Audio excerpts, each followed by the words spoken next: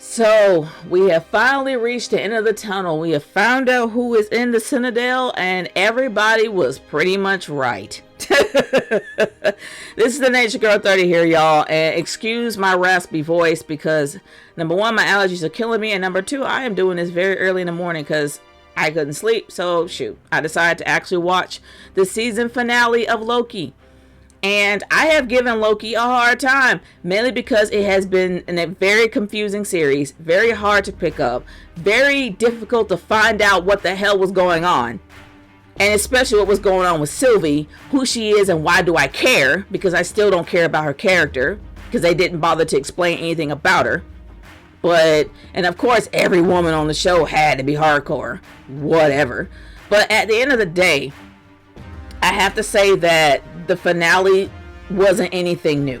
Now, I'm not saying it wasn't good. It actually does fit going on into season 2. And they've already, and like I said, I'm not going to by no means try to prevent spoilers here. There are going to be spoilers. So if you don't want to know anything or haven't seen Loki, you can turn off now. And now that you're gone, I'm going to continue. When it comes to the actual finale, I would say the finale does fit the series. It absolutely fits the series 100%. But is it original? No.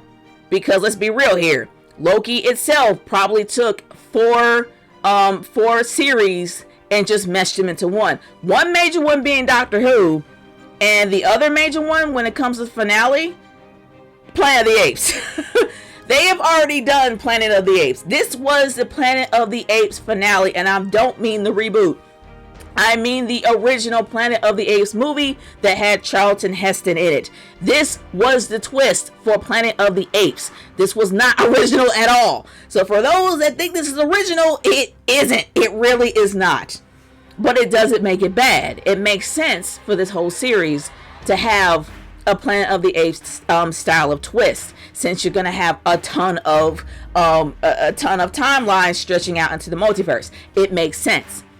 Now, when it comes to the overall finale, it was, I'm not gonna say it was lackluster, but it was intriguing.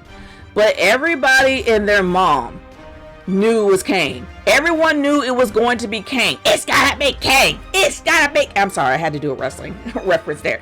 But anyway, the fact is, everybody already kind of declared as well as confirmed and just downright put their stamp of approval on the fact that it was going to be Kang. I'm happy that the fans were right. I'm happy that the theories on YouTube were right, because they need to have a bone thrown to them, because Marvel has screwed them right and left with no lube. Let's be real. Sorry if I had to go there, but I'm going there, especially what they did with WandaVision.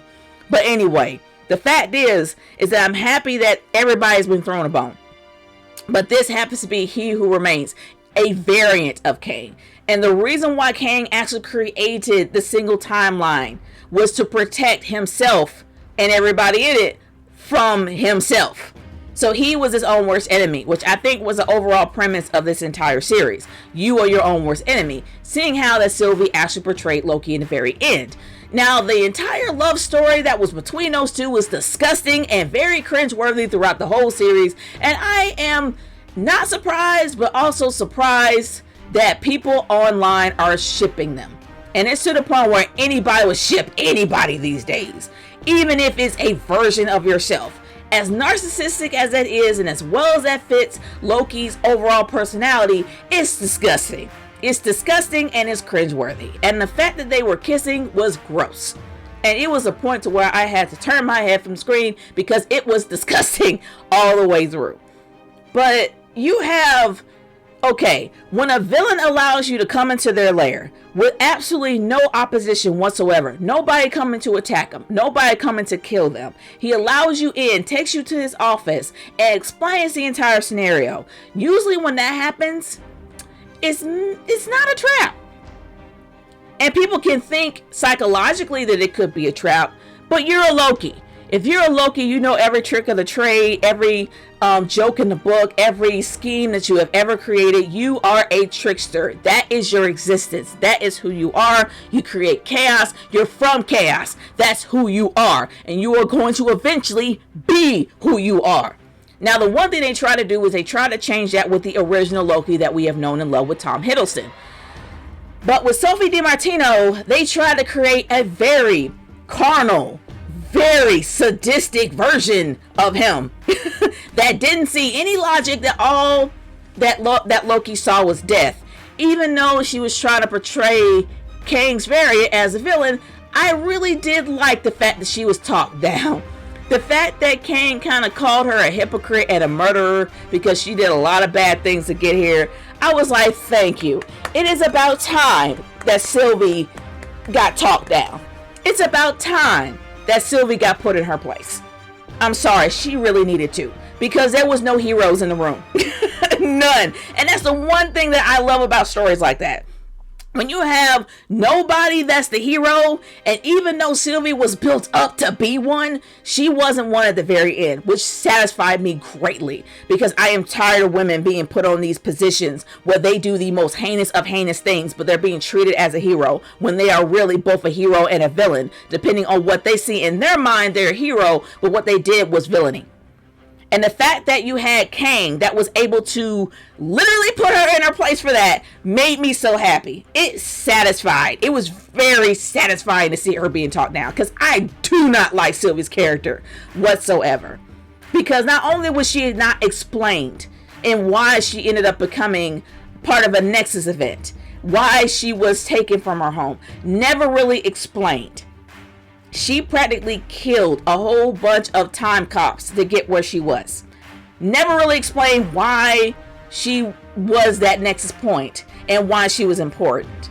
But seeing how she was being talked down put her on the same playing field as everybody else. And it was damn satisfying to see that. Like, I'm getting all excited. I can't even say the word. But the fact is, it was satisfying to see her being put on the same playing field as everybody else.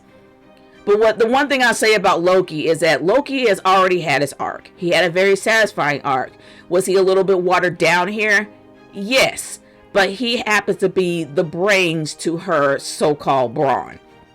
He was the one that honestly had more logic and more sense than she did. While she was just caught up on rage, he pretty much was the guy that had more logic and more sound reasoning than she did.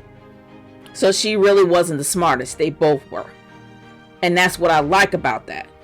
But when it came to Loki, of course, he was going to be betrayed because he is chaos. He is the god of chaos. He is made from chaos. He is chaos. That will not change. So it shows that no matter what, not everybody can change. And Sylvie didn't. And she created the multiverse. Now, the fact that Kang pretty much allowed himself to die, even if he didn't know what was going to happen next. Because to be honest with you, the fact that he was able to have a time twister inside the Citadel, you would think he'll be able to run. But as the timeline started to skew, he was losing power. And that showed when nothing started to work. When gravity actually was starting to take hold, the fact that he didn't have control of his little, I don't know what that thing was, a pad or whatever, it shows that he was losing his power.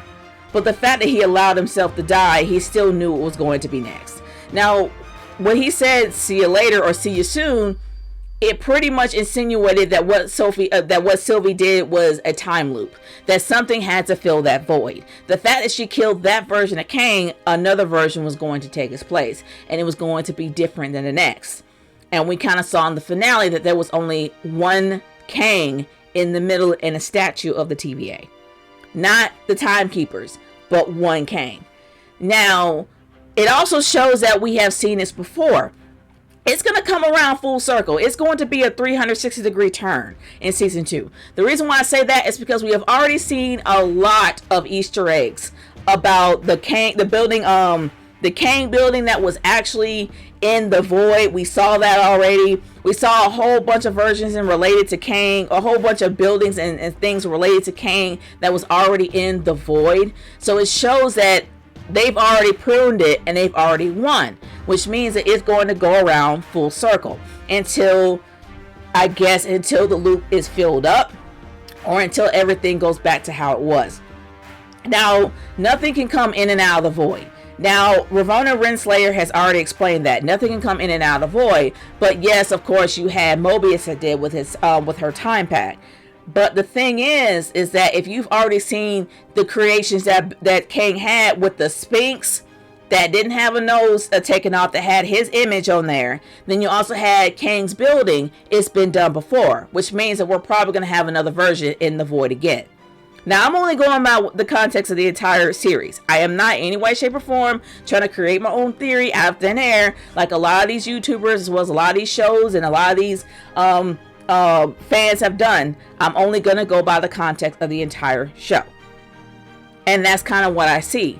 It's already been done. You've already seen the building there. You've already saw the Sphinx that was in the void, that they can come in or out. They're in there. So it's going to be another version again. We're going to see another Sphinx and another building put in there again. Maybe a little bit more stuff that came from Kang.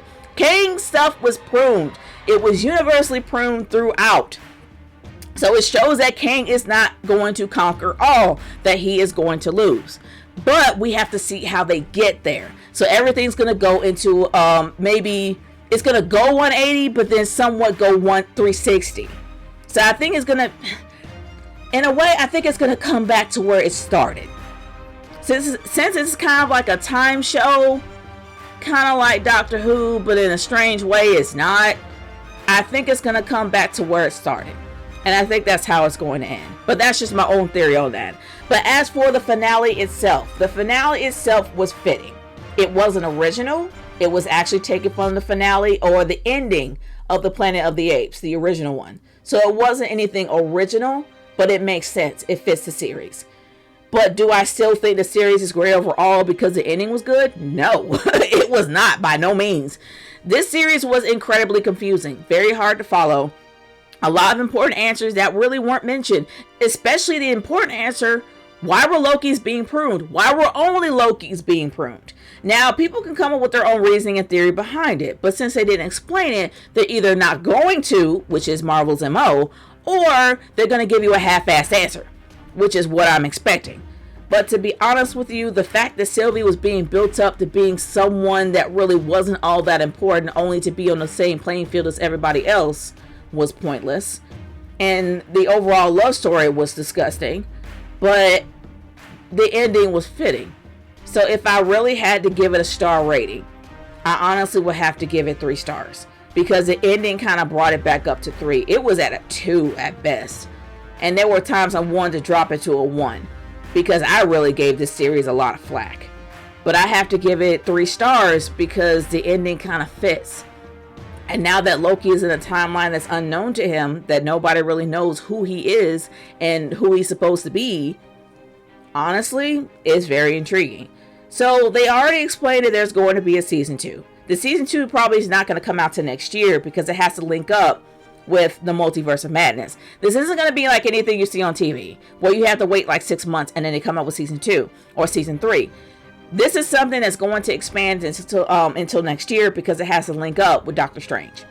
So we're not going to really get any more answers, probably not at all, but we're not going to see season 2 until next year. But good Lord, if they make Sylvie and Loki a couple, oh gosh, that's just gross in itself. But anyway, y'all, let me know what you think of the series. Leave in the comments below. Let me know how you feel, and I will talk to y'all later. Peace out.